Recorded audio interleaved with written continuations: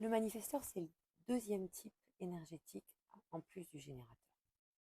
La spécificité du manifesteur, c'est qu'il a un moteur, autre que le sacral, sinon il serait générateur, qui est connecté directement ou indirectement à la gorge. Ça veut dire qu'il a la motorisation et la gorge, l'embrayage ou la boîte à vitesse, donc il est autonome, indépendant dans son énergie.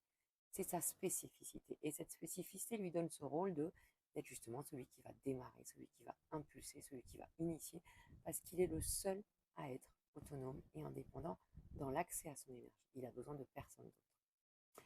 Comme il est autonome et indépendant, il aime bien la liberté d'action. Et donc, il a peur d'être contrôlé. C'est pour ça que le manifesteur, il va des fois chercher, comme on dit chez nous en Bretagne, des chemins de traverse, des ribines, pour éviter d'être contrôlé, mais ça ne marche pas. La clé pour lui, c'est d'informer les gens concernés par ses décisions avant d'agir.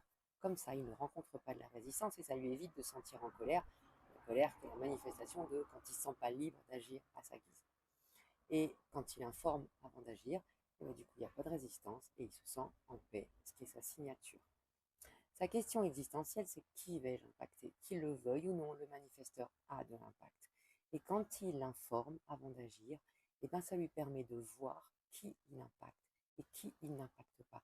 On pourrait dire qu'il est là pour mesurer son impact sur les autres, parce qu'il en a et il ne peut pas aller contre. Mais la clé, c'est qu'il en prenne conscience.